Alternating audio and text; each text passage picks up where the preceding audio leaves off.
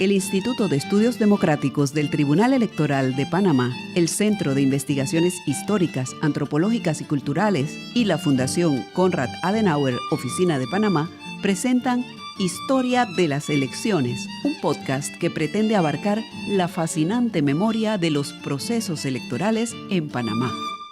Hola amigos, nuevamente en su podcast sobre historia general de las elecciones en Panamá.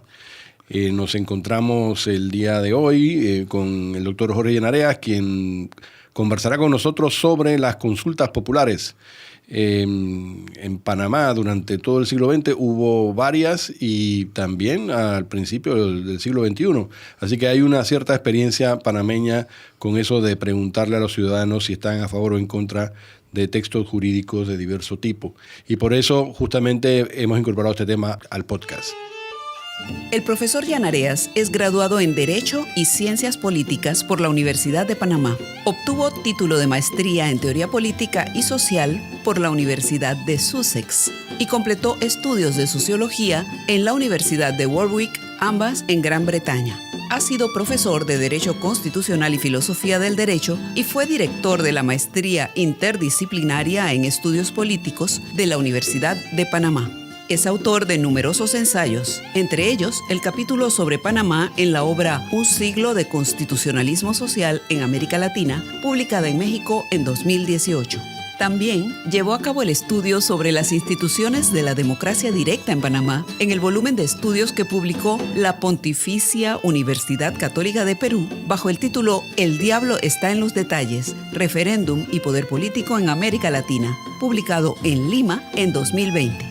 Desde hace 15 años forma parte del equipo de especialistas del Sistema de Naciones Unidas en Panamá como experto en el área de políticas sociales y preside el Instituto Iberoamericano de Derecho Constitucional, Sección Panamá. Doctor Llenareas, ¿qué son estas cuestiones de las consultas populares y la democracia directa?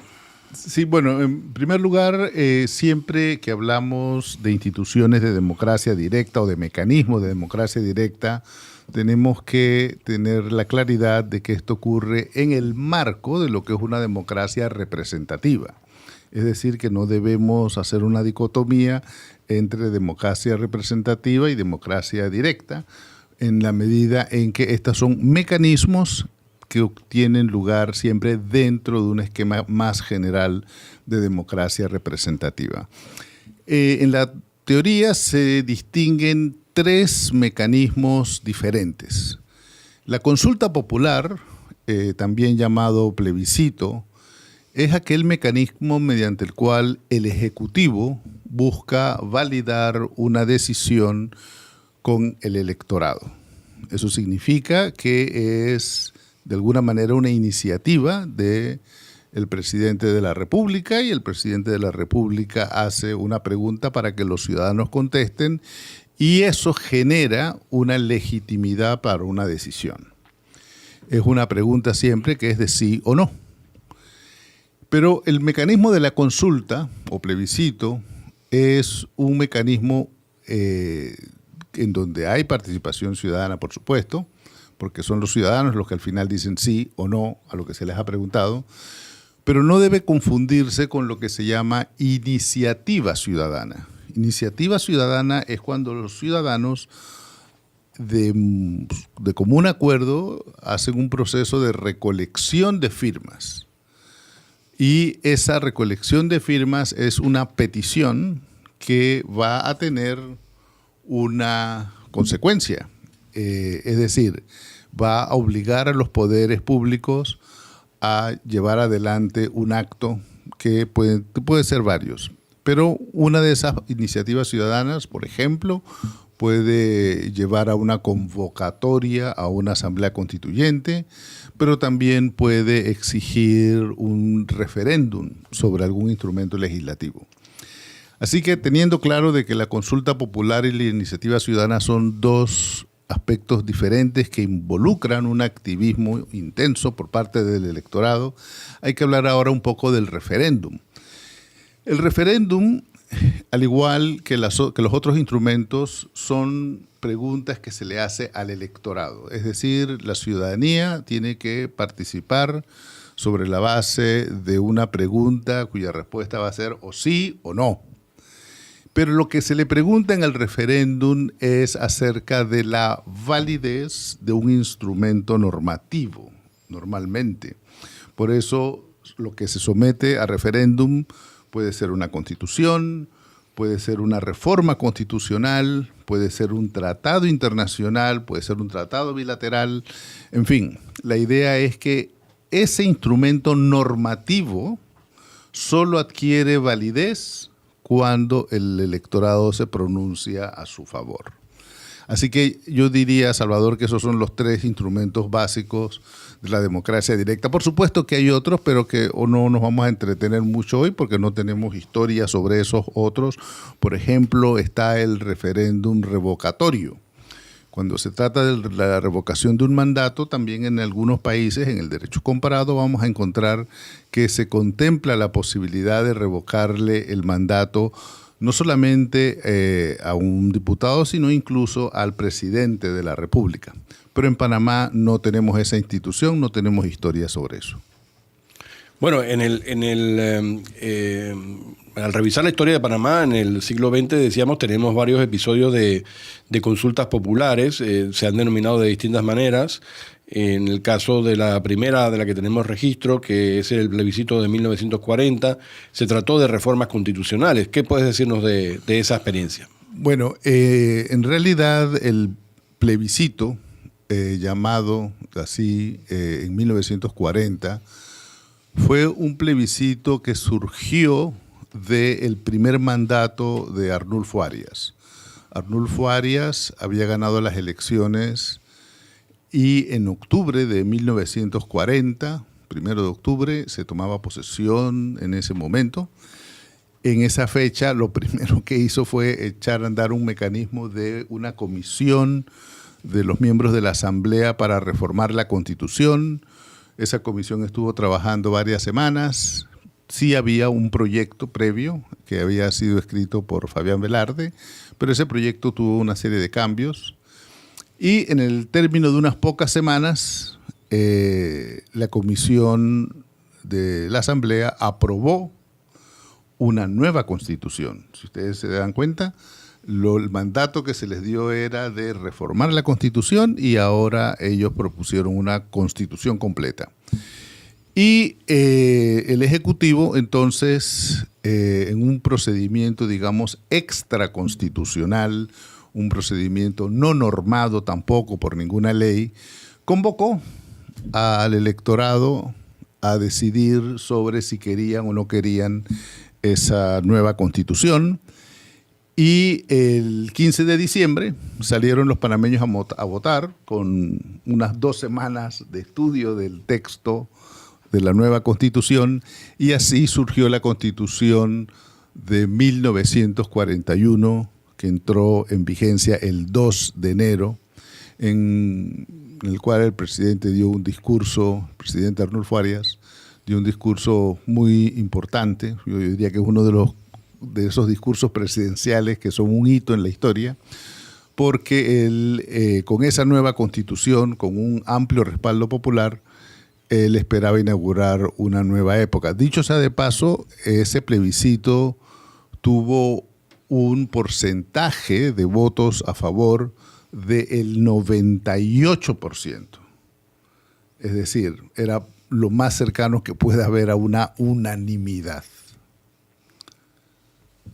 No sé si... Ahora, nada más para ponerlo en perspectiva, normalmente en las elecciones en Panamá hoy, la participación gira ligeramente por arriba del 70%, y en las últimas consultas populares, que es con lo que podríamos compararlo, la experiencia del año 40, son muy bajas las cifras de participación usualmente en los referéndums. Así que hay como un contraste muy notable entre ese resultado oficial y lo que normalmente ocurre. Sí, bueno, no, hay dos cosas. Aquí hay dos cosas. Hay, por un lado, el hecho de que el 98% de los votos supuestamente eran a favor de la reforma, pero otra cosa es el porcentaje de personas que acudieron a los centros de votación. Estamos hablando en el Panamá de los años 40, en el Panamá en donde las vías de tránsito y transporte terrestre no estaban muy desarrolladas, que digamos. Hay un evento circunstancial que lo voy a mencionar para justificar después lo que voy a decir, que en realidad no tiene que ver con el proceso del plebiscito, y es que en Panamá desde el año 1911 comenzaron a hacerse censos nacionales cada 10 años. En el 1920 se hizo el censo de 1920, en 1930 se hizo nuevamente un censo de 1930, y dicho sea de paso, para 1940 ese mecanismo de hacer censos nacionales ya estaba funcionando de una manera muy profesional. Y el censo se hizo en septiembre de 1940. Es decir, nosotros tenemos la cifra exacta, una cifra fiable de cuántos ciudadanos había en el momento en que fueron a la votación. El problema es que esa cifra la tenemos nosotros ahora, pero esa cifra no la tenían las fuerzas políticas que había en 1940. ¿Por qué? Porque los resultados del censo tardaron 5 años en ser publicados. Esos resultados del censo no se conocieron sino hasta 1945. Así que sí, utilizando los datos que conocimos en 1945, se los aplicamos al porcentaje de votos que aparecieron en las urnas ese día, fue como el 120% de los votos. Es decir, fue una clara situación de fraude. Y volviendo un poquito más allá del tema puramente electoral, que ya parece dramático solamente con lo que acabas de decir, ¿qué estaban decidiéndose en el 1940 en ese plebiscito? Bueno, hay que decir que el mismo doctor Arnulfo Arias dijo que esta era la constitución panameñista, que era la constitución de todos los panameños. Es decir, hay una clara apuesta por la hegemonía política y cultural de su movimiento. Esa constitución efectivamente trae cosas nuevas. Y quizás para entender por qué la constitución era necesaria, habría que echar un poco el reloj atrás para entender que en Panamá, con la creación de la Facultad de Derecho en 1918-19, comenzó a generarse un pensamiento jurídico y constitucional propio, un poco motivado por las enseñanzas de José Dolores Moscote.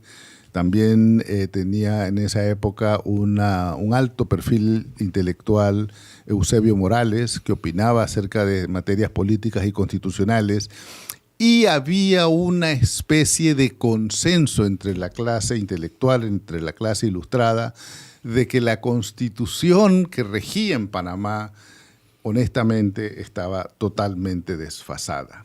¿En qué sentido estaba desfasada? Bueno, que ya desde la primera década de la República había comenzado a generarse una legislación especial, particularmente protectora del trabajo, pero también de otras instituciones sociales. Y todas esas instituciones estaban fuera de la Constitución. Es decir, la Constitución ni siquiera servía como paraguas para todas las instituciones que ya a nivel de ley existían. Así que en Panamá hubo una reforma importante en 1928.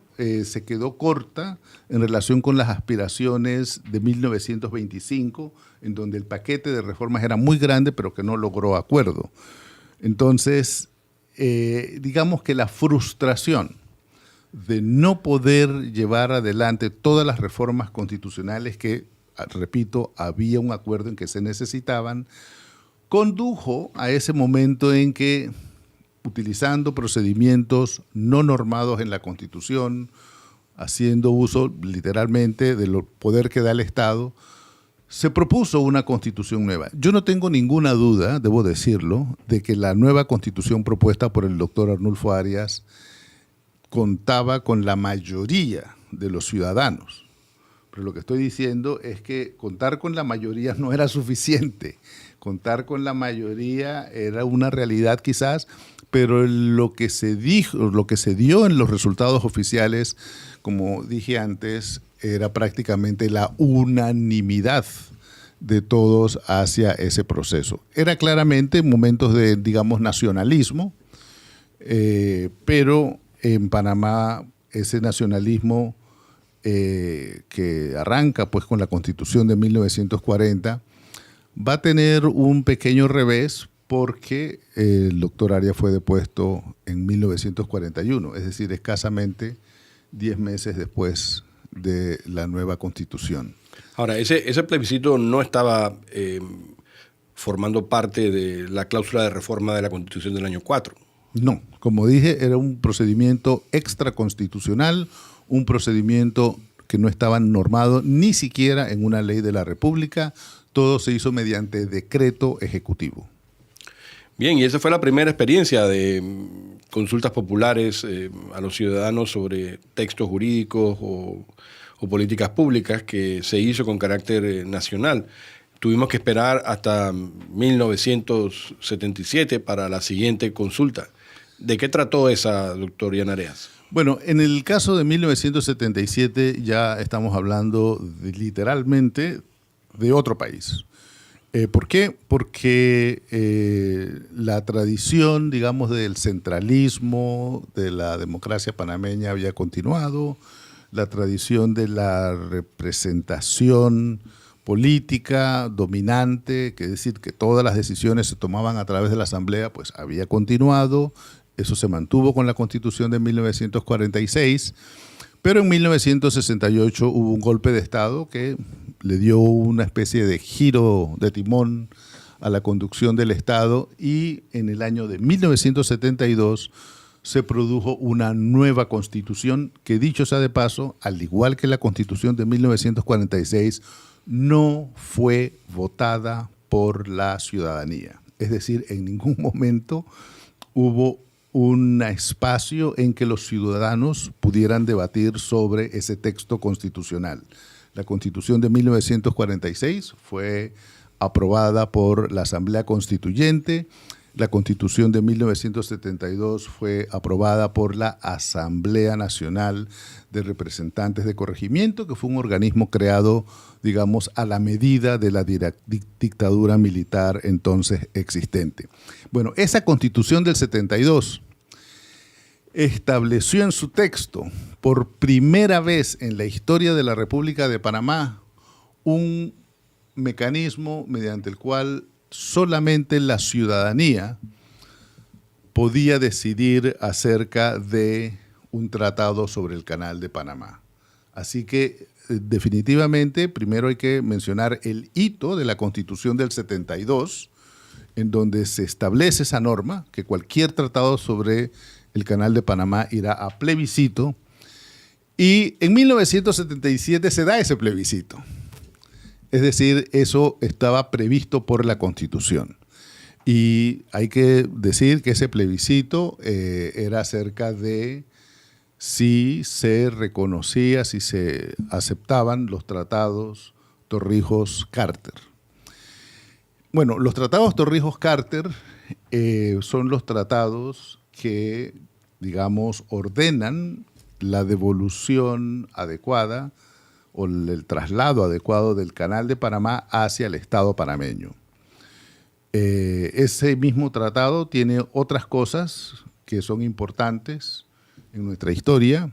Por ejemplo, también ese tratado establece el retiro de las bases militares y finalmente el mismo tratado establece la devolución de todas las tierras y bienes que había ocupado los Estados Unidos en la llamada zona del Canal hacia el Estado panameño.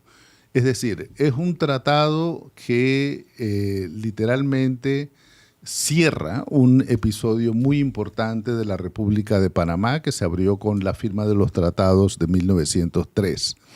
Ahora, llamo la atención acerca de, digamos, la genialidad de la diplomacia torrijista. Durante muchos años, el movimiento popular y social había estado, digamos, esgrimiendo, protestando en las calles contra la presencia de los norteamericanos en Panamá, de las bases militares, del control del canal. Y en realidad es el Tratado de 1977 el que le da un sello de legitimidad a esa presencia, tanto al canal como a las bases. Y, como decía, inicia un proceso de devolución que en 1977 se sabía que iba a durar 23 años. Entonces, al final, la votación terminó en las cifras oficiales en una relación de 2 votos contra 1. 2 votos a favor del sí y una tercera parte de los votos fue, digamos, en contra de los tratados. Es decir, los tratados hubo oposición por parte de sectores políticos panameños, pero la oposición era una oposición diversa. Había una oposición que decía 23 años son muchos años. No podemos aceptar una presencia legítima o legitimada por 23 años más. Pero eso fue en lo que consistió, digamos, políticamente el plebiscito de 1977. De la misma manera que comenté sobre la pureza del sufragio en relación con el plebiscito de 1940, creo que cabe comentar sobre la pureza del sufragio en 1977. En 1977 se daban varias situaciones, como por ejemplo las situaciones relativas a las personas menores de edad o las que recientemente habían adquirido la mayoría de edad. ¿Por qué? Porque es que la Constitución de 1972, entre los muchos cambios que estableció, fue la edad de la mayoría de edad, la edad de la ciudadanía, que eran los 18 años. Pero el Código Civil seguía manteniendo la mayoría de edad en porque los antes era 21, años. eso es lo que... Por eso, porque antes era 21 años. Entonces, se encontraron con que definitivamente el cedular, el darle la cédula a los menores de edad, era un proceso logísticamente complicado. Dimensiones. Así que ahí hubo que tomar una decisión de que las personas menores de edad votaran sin cédula. O sea, los que tenían más de 18... Sí, los que ya habían cumplido los 18, que tenían derecho a votar según la Constitución, pero que no necesariamente tenían cédula, ese era un proceso. Hay varios episodios de ese tipo, pero lo que tenemos al final en los registros electorales es que en varias circunscripciones votó más gente de la que había nuevamente. Entonces uno se pregunta, bueno, ¿esto qué tan genuino fue? Y de nuevo hago el mismo comentario que hice con relación a la Constitución de 1940. Yo no tengo duda de que una mayoría de votos estaba a favor de los tratados Torrijos-Carter, pero quizás no era la relación exacta que aparecía en los registros oficiales. Quizás era una diferencia más corta. Se habla mucho del fetiche de los 2/3 en contraste es. con lo que ocurría en el Senado norteamericano para la aprobación de los mismos tratados. Así mismo es. Básicamente, la fórmula de los 2/3 es un reflejo de la manera como fueron los tratados aprobados en Estados Unidos. Así que yo también quiero llamar la atención de que tanto el plebiscito de 1940, como decía, en las condiciones en donde era la presidencia de Arnulfo Arias y todo se hizo, digamos, muy rápido.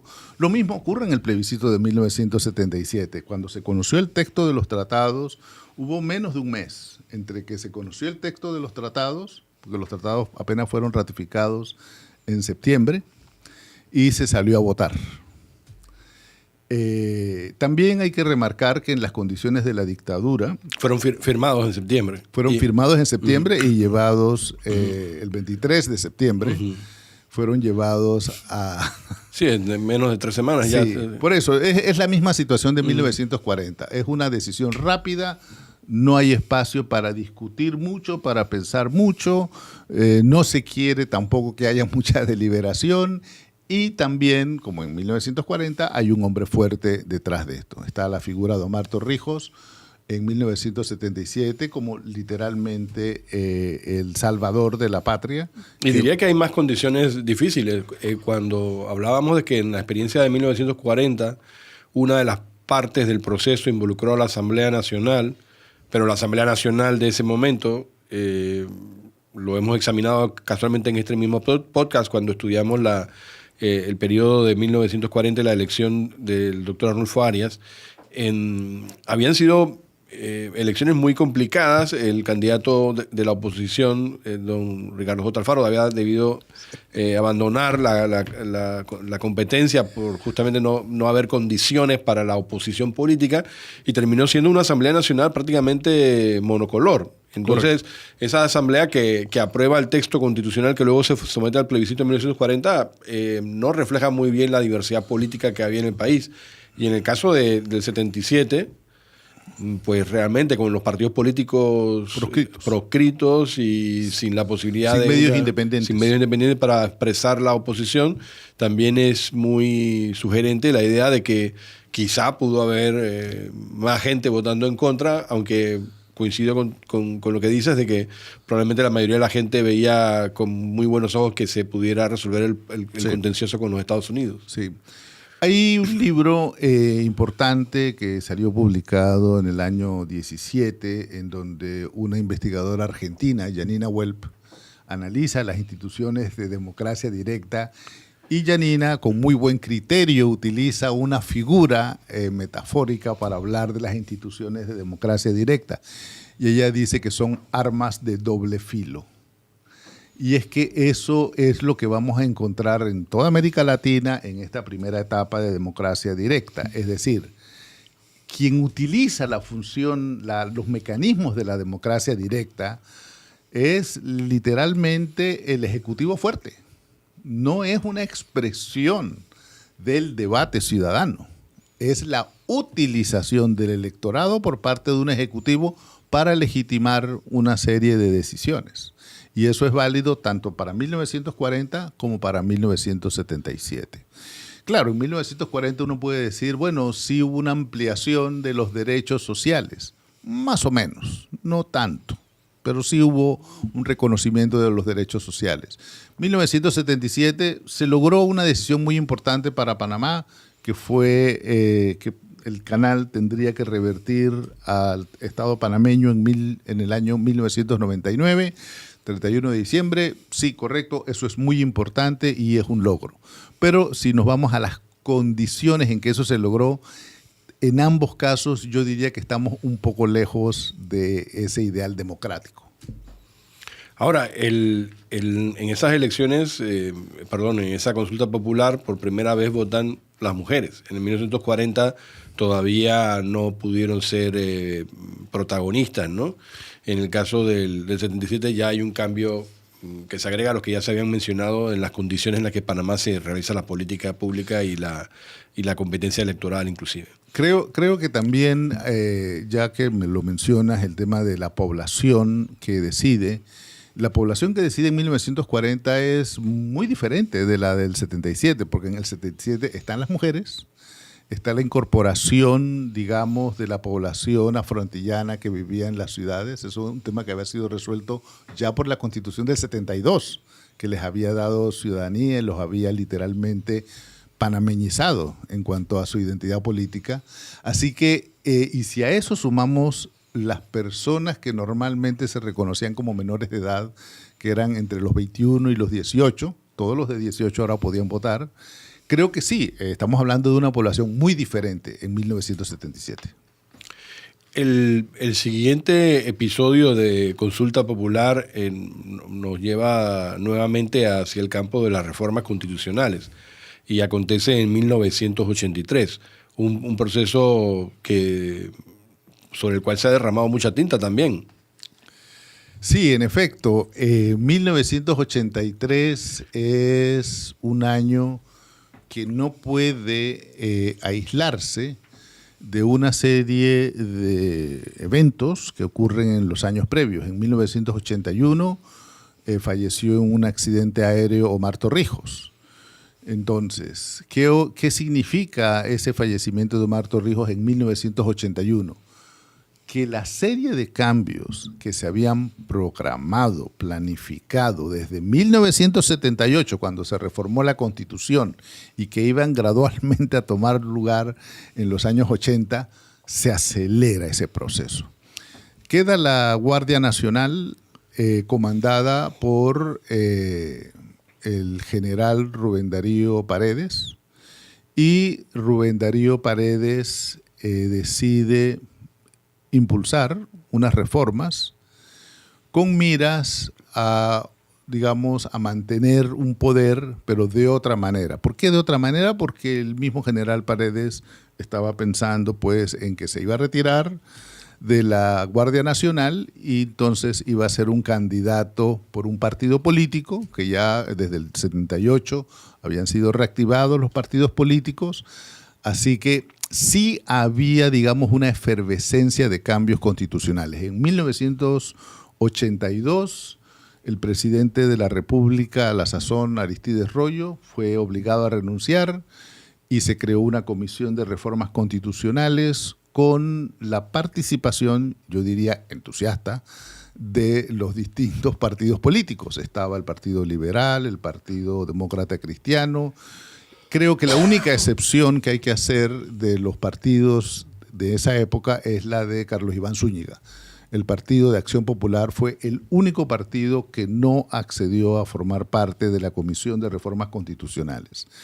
Esa Comisión de Reformas Constitucionales, bajo la dirección, digamos, de Jorge Fábrega, pero con una participación muy activa también de Humberto Ricord, fue la que preparó un texto de reformas constitucionales.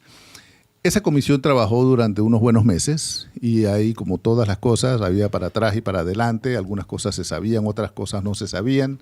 Pero finalmente, en el mes de marzo de 1983, se conoció qué era lo que estaba haciendo la Comisión de Reformas Constitucionales. Y esa Comisión de Reformas Constitucionales tenía una propuesta de cambio de más de 100 artículos de la Constitución. Es decir, es un cambio extenso e intenso de la Constitución. ¿Por qué? Porque en el paquete de reformas, literalmente, se descabeza a la Asamblea Nacional de Representantes de Corregimiento. Es decir, no se elimina la figura del representante de corregimiento, sino que la figura del representante de corregimiento queda reducida a su participación en el Consejo Municipal. Y ya no existe ningún organismo nacional que tenga la participación de los representantes de corregimiento, que de alguna manera representaban eso que se llama el poder popular en el imaginario torrijista, en el imaginario de lo que había surgido de la Constitución de 1972. Ahora esa reforma se somete a la consideración de los ciudadanos a través nuevamente de un referéndum que no estaba previsto en la Constitución. Correcto. El procedimiento que había para reformar la Constitución en 1983 era el procedimiento de las dos asambleas. Es decir, que en realidad la reforma de la Constitución que estaba planificada debía tomar lugar en 1984, cuando terminaba una asamblea y entraba la asamblea nueva. Pero, bueno, adelantaron el calendario, propusieron un referéndum, repito, sobre la base de unas reformas constitucionales propuestas por una comisión, eso sí, con participación de partidos políticos de oposición, y ese paquete de reformas fue aprobado por la Asamblea Nacional de Representantes de Corregimiento, que, como se ha dicho siempre, no era un organismo pluralista ni deliberativo. La Asamblea Nacional de Representantes de Corregimiento desde el 72 y también la del 78 era eso que se llama el sello de las decisiones de los militares. Así que la propia Asamblea participó en el procedimiento formalmente de su abrogación. Es importante los tiempos, Salvador. ¿Qué ocurre? Este paquete de reformas se da a conocer el 30 de marzo y la votación es el 27 de abril. Es decir, menos de un mes. Y el mismo día que se dio a conocer el paquete de reformas, unos abogados de la localidad interpusieron una demanda de inconstitucionalidad contra ese referéndum porque no está normado en la Constitución. Y la Corte Suprema de Justicia, con un fino sentido del tiempo y de la oportunidad, el 24 de abril, es decir, en menos de 3 semanas y 3 días antes de la votación, decidió publicar su fallo en el cual dice que el referéndum es perfectamente constitucional porque los cambios en la Constitución le pertenecen a la voluntad del pueblo y es el pueblo el que va a definir en ese referéndum de 1983. Los resultados del referéndum de 1983 fueron que 6 de cada 7 votantes avalaron la reforma. Pero claro, para 1983 hay que apuntar las siguientes cosas. Si bien no hay mucho lío con las cifras electorales, votó cerca de un 60% de la población apenas, no fue una votación alta. Y también hay que decir que no hubo tiempo para discutirlas y que todavía había una dictadura militar, por más que había una especie de veranillo democrático del que se hablaba en aquella época. Así que no tampoco son unas condiciones óptimas para el ejercicio democrático en la toma de decisiones. Efectivamente, ese es un tema que se ha debatido mucho y las reformas del año 83 que fueron tan profundas, sin embargo, entre las cosas que hicieron fue introducir un nuevo mecanismo de reforma con la posibilidad precisamente de ahora sí convocar referéndum de reforma constitucional con el fundamento en artículos específicos de la Constitución, de la cláusula de reforma de la Constitución, que tiene ahora, a partir de la del año 83, un mecanismo complementario al de las dos asambleas. Y justo con ese mecanismo complementario es que luego en el año 92 y en el año 98 se harán las siguientes consultas populares. Ahora, es llamativo lo que menciona sobre la época porque efectivamente las reformas del año 83 no pueden entenderse sino como parte, aunque sea una parte central, del proceso de transición a la democracia. Si las elecciones del año 84 no hubieran sido fraudulentas, si en el año 89 no hubieran sido anuladas, precisamente porque el régimen militar no avalaba los resultados que el pueblo panameño estaba pues colocando en las urnas, pues se hubiera sido una reforma, una transición política exitosa y muchas otras cosas quizás no hubieran pasado en el país de naturaleza trágica y violenta. Y sin embargo eso fue justo lo que pasó, la transición a la democracia impulsada desde arriba con esta reforma pactada con los partidos políticos opositores no tuvo una concreción exitosa, repito, por los resultados electorales del 84 y del 89. Tuvo ¿sí? Asimismo es como dices, en efecto, el legado de la reforma de 1983 es un legado irónico o paradójico, según lo queramos ver. Para mí es irónico porque una de las cosas que hizo, como bien apuntaste, la reforma de 1983 fue introducir un nuevo mecanismo de reforma constitucional. Y ese nuevo mecanismo de reforma constitucional es mediante referéndum. Esa norma que está en el 313 hoy apareció por primera vez en 1983. Es decir, en 1983 se usó un mecanismo que no era constitucional, pero en esa constitución se introdujo, se normalizó ese mecanismo. Y honestamente la lección que aprendieron los constitucionalistas de esa época era que era perfectamente válido, la Corte le había dado su asentimiento, su validación constitucional, era perfectamente válido que se preparara un paquete de reformas y se le llevara a el electorado para validarlo o no. Y justamente lo que va a ocurrir de ahora en adelante es que el mecanismo va a fallar en las 2 únicas veces que se ha utilizado, porque se utilizó en 1992 nuevamente en un referéndum para el cambio constitucional, una reforma intensa, y falló. la mayoría de la gente votó en contra. Es decir, la mayoría del electorado no avaló la reforma propuesta. Ubiquémonos nada más en el tiempo para beneficio del auditorio. La invasión a Panamá ocurre en diciembre del año 1989. Toma posesión el presidente Guillermo Endara y el progreso de su mandato, que ya había sido reducido porque no había entrado a su cargo el 1 de septiembre como en aquel tiempo se ordenaba, pues continuó desplegándose con miras a las elecciones generales de 1994, pero con un proyecto político de transformar el país en varios aspectos e inclusive darle solidez a la institucionalidad constitucional en materia de lo que podrá significar un avance respecto al régimen autoritario previo, y por eso impulsa unas reformas que en este caso son del año 92, que se someten a referéndum para implantar esos cambios que él cree necesarios. Pero el contexto es muy complicado por esa administración Endara por muchos motivos. Uno, por supuesto, es la destrucción enorme que se produjo a raíz de la invasión de diciembre del 89, la postración económica no solo causada por la invasión, sino por los varios años de sanciones económicas sufridas por Panamá durante el conflicto entre Panamá y dirigida por el general Noriega y los Estados Unidos, y una oposición que no solamente respondía a la lógica de los antiguos digamos, dirigentes o seguidores del régimen militar, sino también a la división interna dentro de las fuerzas que se habían opuesto al régimen militar.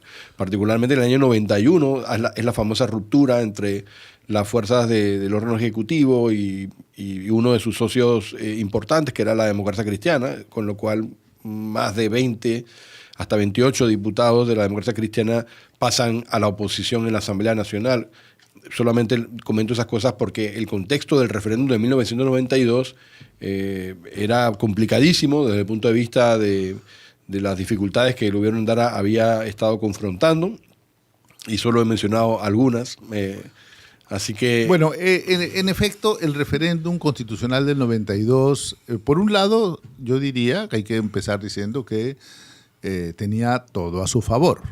¿Por qué? Porque, bueno, ya habían sido los militares depuestos, después de la invasión había sido literalmente extinguido las fuerzas de defensa, ya no existían como institución, ahí sí que no había un contrapeso por parte del viejo poder militar. Ahora los partidos políticos de común acuerdo decidirían los destinos del país. Y sí habían tenido acuerdos antes, como lo vimos en 1983.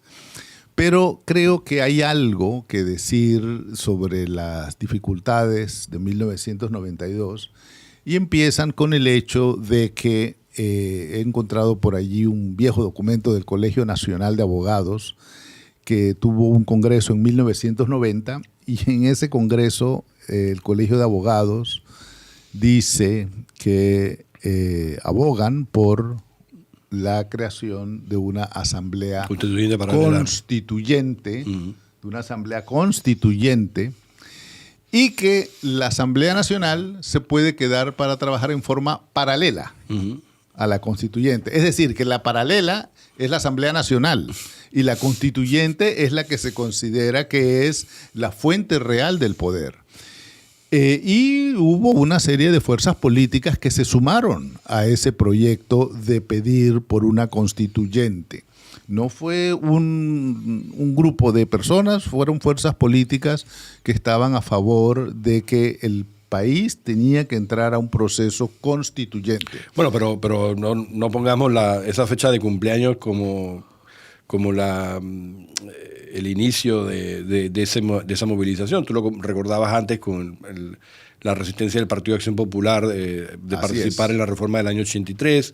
Incluso antes hay pronunciamientos de varias autoridades, de los partidos políticos de oposición en ese momento, pero también de intelectuales de mucho prestigio, como el doctor Pedrechi y otros, que suscribían ya la conveniencia de una asamblea constituyente para transformar el país a partir del reemplazo de las instituciones constitucionales del gobierno militar. Por supuesto, uno cuando se imagina al país después de la invasión, se quedaría pensando, bueno, ¿qué momento más propicio que este podría haber para hacer una transformación de esa magnitud? Pero la decisión de los líderes políticos de la administración Endara en ese punto, e incluso de la oposición política, al menos la de los demócratas cristianos en ese momento, porque ellos, estando en la oposición, respaldaron el voto positivo a favor del proyecto de reformas constitucionales, era de que era preferible una reforma, aunque fuera significativa, utilizando los mecanismos que tenían en la Constitución y no saliendo del formato que la Constitución les ofrecía en ese momento, que eran 2 mecanismos de reforma, uno de los cuales incluía la participación popular a través de referéndum. Hay varias cosas en el paquete de reformas que aprobó la mayoría democristiana en la Asamblea y que fueron llevadas a referéndum en el año 92. Son cosas muy importantes, voy a mencionar algunas de ellas. Por ejemplo, está la abolición del ejército. Yo no creo que en Panamá había una discusión, había una polémica acerca de la abolición del ejército. La abolición del ejército en ese momento lo que significa es matar al tigre que está muerto, porque ya no hay ejército, de hecho. Pero lo que había que hacer era la abolición constitucional del ejército. Y luego se aprueba eso en el 94. Sí, pero es que otro mecanismo. Ahí quiero llegar después. En ese paquete de reformas también estaba la creación de una constituyente paralela, que era una especie de concesión a los que exigían la convocatoria a una asamblea constituyente. Es decir, en el paquete de reformas de 1992 se da por primera vez una normativa constitucional para convocar a una asamblea constituyente. Había muchas cosas en ese paquete de reformas y la verdad es que yo pienso que la razón de que ese referéndum fue el primer referéndum en la historia que fue rechazado tiene que ver con la creciente, digamos, impopularidad del régimen. Es decir, la gente no votó por el texto constitucional. La gente votó contra el gobierno. ¿Por qué digo esto? Porque 2 años después van a aprobar, mediante el mecanismo de las 2 asambleas, las mismas reformas que el pueblo había rechazado en 1992.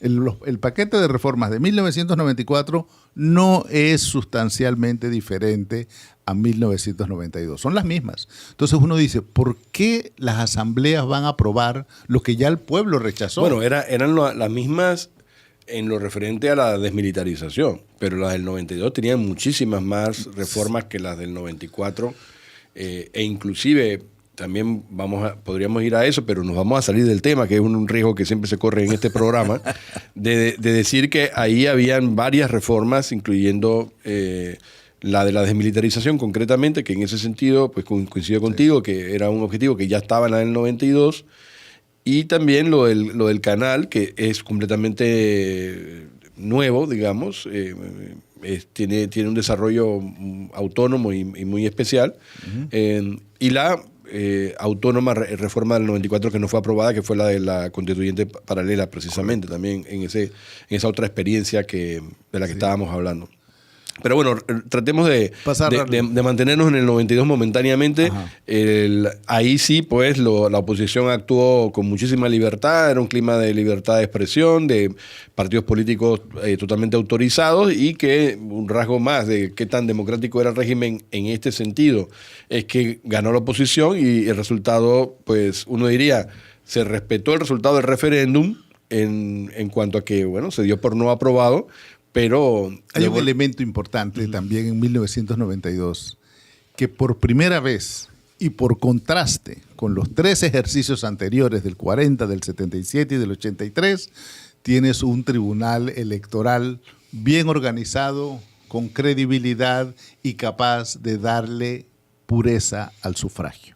Es decir, que lo que la gente salió a votar es lo que vas a ver después en los resultados. Bueno, ciertamente el Tribunal Electoral tampoco existía, hablando en clave de todo el siglo XX, cuando en el año 40 se hace el referéndum con el que iniciamos la charla del día de hoy, y porque nace en el año 56 en la forma más o menos análoga, pues, digamos, la que tenemos hoy. Y es verdad, obviamente la refundación del Tribunal Electoral a partir de los años 90 empezó con muchas dificultades, por supuesto, pero terminó organizando exitosamente las elecciones parciales legislativas del año 91, tuvo este éxito con el referéndum del año 92 y fue preparatorio todo esto para unas elecciones generales transparentes en el año 94. Uno diría que la elección de 1992 es que ya no se puede decir, como se decía antes y que lo mencionamos, de que este mecanismo de plebiscito, referéndum, consulta, en donde el Ejecutivo convoca al pueblo para que vote, es un mecanismo meramente de validación del ejercicio del poder. Lo que te dice 1992, tomando en cuenta las nuevas condiciones del ejercicio de las libertades, de la pluralidad de las fuerzas políticas, de la libertad de expresión, y de un tribunal electoral que es capaz de organizar y darle pureza al sufragio, lo que te dice es que entonces ya no se presta a la decisión del presidente. Ya no está literalmente como un mecanismo solamente de autoridad para una mera validación formal por el electorado. Pero lamentablemente esa elección no se aprendió. ¿Por qué? Porque llegamos al referéndum de 1998. El referéndum de 1998 también falló. Es decir, es la segunda vez que en Panamá se rechaza un referéndum y ese rechazo se debió a que todo el mundo sabía que en realidad la reforma constitucional que se había propuesto en 1998 respondía a una sola cosa. El paquete tenía varias normas, pero había una sola decisión importante que tomar en el referéndum de 1998 y era cambiar la norma de la Constitución que prohibía la reelección del presidente de la República. Es decir, el presidente Pérez Valladares propuso que hubiese la posibilidad de reelegir al presidente de la República y obviamente él estaba como uno de las primeras personas a beneficiarse de ese cambio que en Panamá respondía a una muy larga tradición de que no había reelección presidencial. Y aunque yo entiendo que los periódicos de la época, en 1998, todavía hay muchas personas que se acuerdan de ese momento, se decía que era una decisión muy, digamos, muy dividida, que el electorado estaba muy dividido al respecto. Lo cierto es que fue una decisión de 2 contra 1.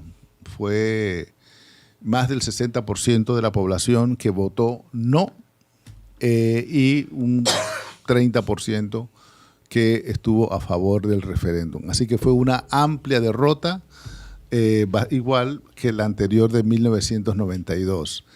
Y de nuevo, ambos en esta historia panameña de lo que es las instituciones de democracia directa, 1992 y 1998 muestran claramente que ya los referéndums no están para la libre disposición del presidente de la República.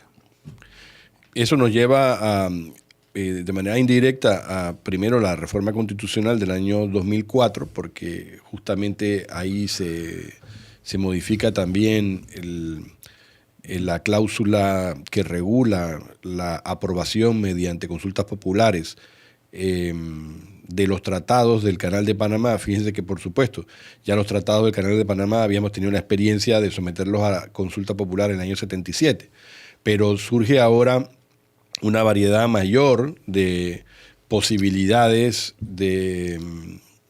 en función de los cambios que se habían dado en el mundo. No solamente se podía hacer un canal nuevo o un juego de esclusas adicional a través de convenios o tratados con otros países en términos bilaterales país con país, sino que también se podía contratar con empresas la elaboración de proyectos de ampliación o de nuevo canal. Y eso no estaba contemplado originalmente en la cláusula de la Constitución del 72. eso se introduce como una nueva posibilidad en el año 2004. Y justamente para 2006 existe la posibilidad de ponerlo en práctica, y así se hizo, porque Panamá efectivamente logra acuerdos con empresas que se dedican a la obra civil para la construcción de ese nuevo juego de esclusas en el entorno del Canal de Panamá. Sí. Quisiera prologar mi comentario al referéndum del 2006 con una pequeña historia sobre cómo se han cruzado los cables de las instituciones de democracia directa y el canal. Ustedes se acuerdan cuando hablamos del plebiscito de 1977. Bueno, en todas las comunicaciones oficiales, todos los documentos oficiales de 1977 hablan de plebiscito. Pero ya en 1977 había evolucionado un poco la teoría política de los mecanismos de democracia directa y se decía que mientras que el plebiscito era una consulta, el referéndum era un mecanismo para darle validez a un tratado o una ley. Es decir, ya comenzaba a perfilarse conceptualmente una diferencia entre plebiscito y referéndum. Y nuestro profesor de Derecho Constitucional, el doctor César Quintero, en 1977, entre los argumentos que él tenía para oponerse al plebiscito, no era porque él se opusiera a la devolución del canal a Panamá, sino porque él decía que el plebiscito era solamente un mecanismo de consulta y que lo que había que poner en su lugar era un referéndum, que es un instrumento, digamos, de más solidez, porque básicamente el referéndum lo que hace es aprobar un cuerpo normativo, que puede ser, repito, un tratado internacional o puede ser una ley de la República. Así que sí hay en la historia panameña una discusión. En el año 40 le llamaron plebiscito a lo que era un referéndum. Plebiscito a lo que era un referéndum. Y también esa tradición continúa en el 77 de llamarle plebiscito a lo que en realidad debería ser un referéndum. Pero entonces, ¿qué ocurre en las reformas del 2000? En 1983, en realidad no se sabía que el canal podía ser ampliado mediante la contratación de obras por parte de la misma autoridad del canal. Eso no se sabía. En 1983 lo que se sabía era que si iba a haber una ampliación del canal, que de eso sí se hablaba, o si iba a haber un canal a nivel, que también se hablaba sobre eso, siempre se pensó que sería contratado con un Estado. Es decir, habría un tratado internacional que normalmente habría sido Estados Unidos, pero también en esa época se hablaba de Japón, y habría un tratado internacional ya sea para ampliar el canal o para hacer un canal a nivel. Así que habían esas dos hipótesis. Por lo tanto, en la Constitución lo que se dijo es que cualquier tratado para la ampliación del canal o para la construcción de un nuevo canal a nivel se utilizaría un referéndum. Pero repito, recuérdense, el referéndum es la aprobación de un cuerpo normativo. Entonces, ¿qué ocurre en el año 2004? En el año 2004, cuando se estaba elaborando la reforma constitucional, ya había claridad de que la ampliación del canal no iba a ser ningún tratado con ningún Estado, sino que la ampliación del canal la podía hacer la propia autoridad del canal. Ya ese tema estaba lo suficientemente maduro. Entonces se conversaba, digamos, entre los distintos abogados constitucionalistas y los políticos, si de acuerdo al texto de la reforma de 1983, la contratación de una obra pública por parte de la autoridad del canal tenía que ser llevada a referéndum. Y la respuesta es que ¿dónde está el tratado? ¿Dónde está el cuerpo normativo que hay que llevar a referéndum? Que eso, lo que se refiere en realidad es a un plebiscito, a una consulta, no a un referéndum. Pero La verdad, y nada más que la verdad, es que las personas que estaban a cargo de la reforma en ese momento consideraron que era un asunto extremadamente delicado aligerar los requisitos para proceder a una ampliación del canal. Y sabiendo que el referéndum no era apropiado a lo que se pensaba hacer, porque no había ningún cuerpo normativo que aprobar, prefirieron ampliar la norma para que cualquier cualquier proyecto de ampliar el canal de Panamá tuviese que ir a referéndum. Repito, eso es un pensamiento un poco extraño. ¿Por qué? Porque en el 2006, cuando se hace el referéndum sobre el canal, yo era entre los que decía, yo quiero ver qué es lo que se va a llevar a referéndum, porque en referéndum hay claramente un cuerpo normativo que uno examina, uno lo lee y uno dice, bueno, estoy de acuerdo, no estoy de acuerdo, estoy de acuerdo con estas decisiones o no estoy de acuerdo. Pero la autoridad del Canal de Panamá no tenía ningún cuerpo normativo de nada que proponer.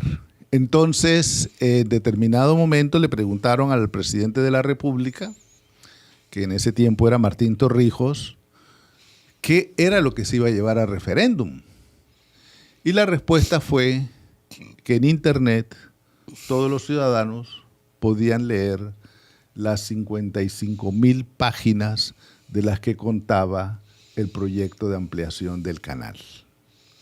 Y para mí es una respuesta un poco desoladora, porque de nuevo, es verdad que los ciudadanos van a leer 55,000 páginas sobre una obra muy compleja de ingeniería y se van a formar un juicio sobre eso. Hombre, lo que quiero decir es que el tal referéndum sobre el canal es exactamente el mismo error, pero al revés que el plebiscito de 1977. Es decir, en 1977 no era una cuestión de plebiscito, era una cuestión de referéndum. Y en el 2006 no era una cuestión de referéndum, era una cuestión de plebiscito. Era para decir sí o no a la obra. Eso era todo lo que había que hacer. Bueno, pero dos comentarios sobre ese punto. Uno es que realmente en nuestra cultura jurídica está muy instalada la idea de que el plebiscito es consultivo y el referéndum es vinculante. Entonces, con esos elementos de nuestra cultura jurídica, yo creo que es inevitable que tuviéramos que llevar esto a referéndum con toda la imprecisión de que tú mencionas de que no hay un texto jurídico que aprobar. Porque efectivamente lo que se quiere proteger ahí es el elemento vinculante de la decisión, sea sobre un documento jurídico o sobre la realización de una obra de ingeniería. Pregunto. Espera. Y la segunda cuestión, que no deja de ser también pertinente, es que cuando ese documento pasó, porque pasó por la Asamblea Nacional, hay una versión simplificada del proyecto que aun cuando sea voluminosa no es de 55,000 páginas. Lo digo es porque además en las tareas de aprobación de trámite legislativo de esa iniciativa fue muy debatido ese documento y una de las cosas que a mí siempre me llamó la atención es de que le pusieran precio a la obra, porque sabiendo cómo las megaobras ven muchas veces su presupuesto desbordarse, yo decía, bueno, crucemos los dedos de que se mantenga esto en los márgenes del presupuesto señalado aquí en el documento, no vaya a ser que luego tengamos... Justamente ese es el problema, que todos sabemos que la obra se estimó en ese momento con un valor de $3.200 millones y todos sabemos que el costo estimado al final fue de más de $5.400 millones. Entonces la pregunta es, ¿tiene sentido un referéndum para validar cosas que no se dieron? Porque al final hay que ver si el proyecto de ingeniería se dio exactamente tal y cual se aprobó o hubo que hacer ajustes y cambios después. Por eso es que la diferencia, y yo conozco lo que dices de la cultura jurídica panameña, en donde se dice repetidamente y cansonamente el plebiscito es consultivo y el referéndum es vinculante, pero eso lo que refleja es una mala comprensión del problema. En realidad lo que ocurre es que en el plebiscito o consulta se está pidiendo que el electorado tome una decisión que después va a tener un seguimiento por parte de las autoridades. Por eso es que la respuesta es sí o no. Y entonces el sí y el no para mí sí crean una vinculación. Es decir, si te dicen que sí, bueno, tienes que hacerlo. Los detalles de cómo tienes que hacerlo, eso sí está abierto, porque son detalles de cómo se va a implementar esto.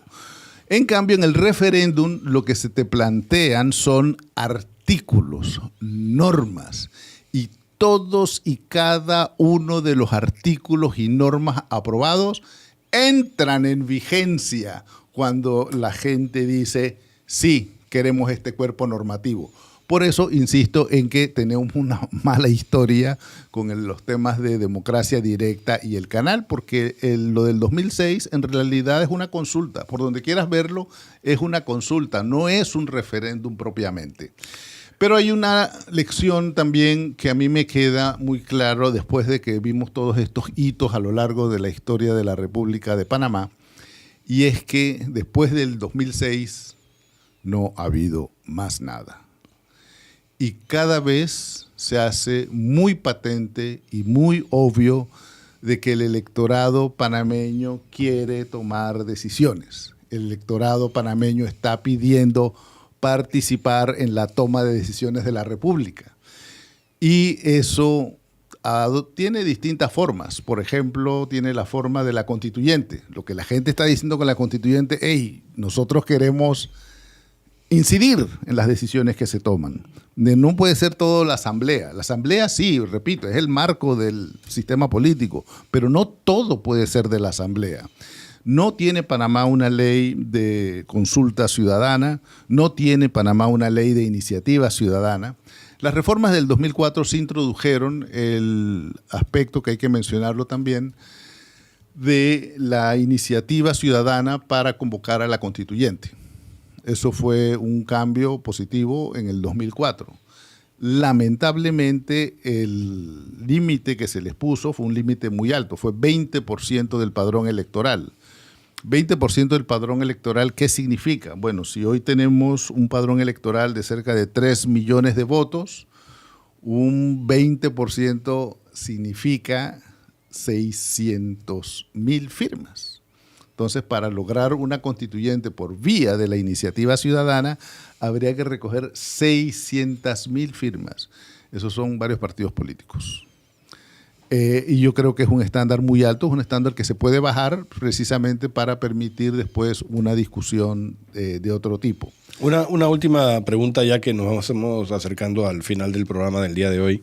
Este tema de la cantidad de votos a favor, la cantidad de votos en contra, en un contexto en el que no se pide un mínimo de asistentes a la consulta, nos ha llevado a que, bueno, sin duda alguna se aprobó el referéndum sobre la ampliación del canal, pero los asistentes a la consulta están por debajo de la mitad de los panameños. Entonces, realmente no nos deja ninguna duda sobre la legitimidad, porque las normas son claras de que es permitido hacerlo así en nuestro país, y de hecho hasta me parece haber leído hace poco una opinión de la Comisión de Venecia en el que se recomendaba que fuera de esa manera para no dejar los referéndum luego que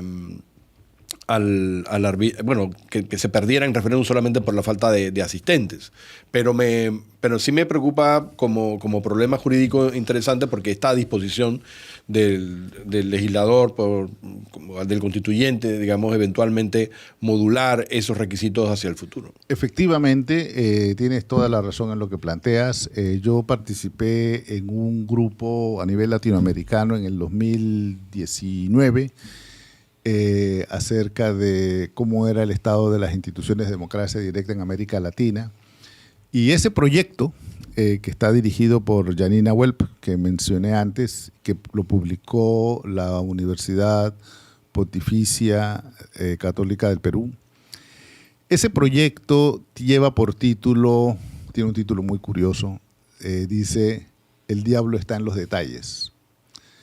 ¿Y por qué se llama el libro El diablo está en los detalles? Porque sí, a todos nos parece bien que los ciudadanos participen y los ciudadanos tomen decisiones, pero no es suficiente. Hay que entrar a regular toda una serie de situaciones límite, y la que tú mencionaste es una de esas. Tiene que haber un umbral a partir del cual la decisión es válida, porque si las personas no acuden, si acude menos de un 40%, probablemente hay que sospechar de esa decisión. En el caso del 2006, el porcentaje de participación electoral fue del 43%, es decir, muy bajo, comparado con todos los demás ejercicios.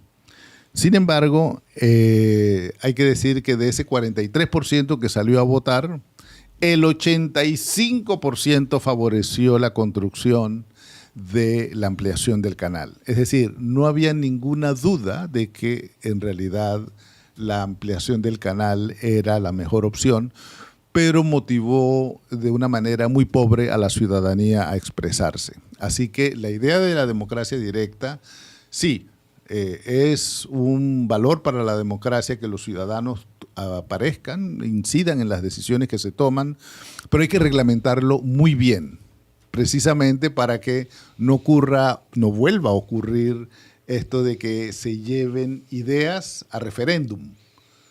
No, tenemos que distinguir entre ideas y tratados, leyes, cuerpos normativos. Por eso es que la distinción entre plebiscito y referéndum sigue siendo importante. Plebiscito o consulta y referéndum es una división importante.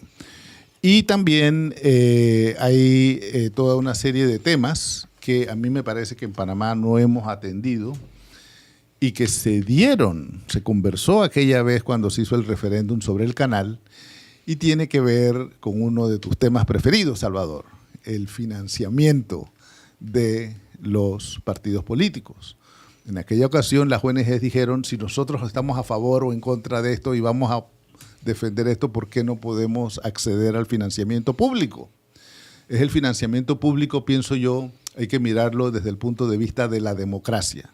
En realidad lo que nos interesa es el financiamiento público de la democracia y cuando se plantean decisiones de plebiscito o de referéndum, creo que cambia el concepto de financiamiento público a los partidos o a los que recogen firmas para candidaturas no partidarias de libre postulación y hay que comenzar a pensar ahora en el financiamiento público para los eventos de democracia directa. Bueno, nos van a quedar cosas en el tintero. Ciertamente esa que mencionas es una. Otra es el rol de los ejecutivos que promueven consultas en la inversión pública, en publicidad. En Panamá la regulación siempre ha sido muy restrictiva respecto a que los gobiernos no pueden ser más que informadores de las opciones cuando se presentan esas divergencias entre las distintas opciones. En otros países no es así. Los países donde ciertos ejecutivos promueven una consulta también promueven la idea de la que están detrás. Pero yo diría que en nuestra Constitución también hay cosas muy interesantes. Están las consultas o referéndums sobre acuerdos municipales en el ámbito del gobierno local. Están las revocatorias de mandato de los diputados. La revocatoria de mandato de los diputados de libre postulación o la de los partidos políticos, opcionalmente, si los partidos lo incluyen en su estatuto. Es decir, son modalidades de consultas que ya están entre nosotros, algunas de ellas desde hace bastante tiempo, y que como mencionas, muchas no se ponen en práctica tampoco, no se ejercitan con suficiente frecuencia y darían para otro programa. Pero mientras tanto, muchísimas gracias por tu participación el día de hoy. Con esto terminamos nuestro episodio correspondiente a las consultas populares como una de las variaciones de la participación electoral de los ciudadanos panameños a lo largo de los ya más de 100 años.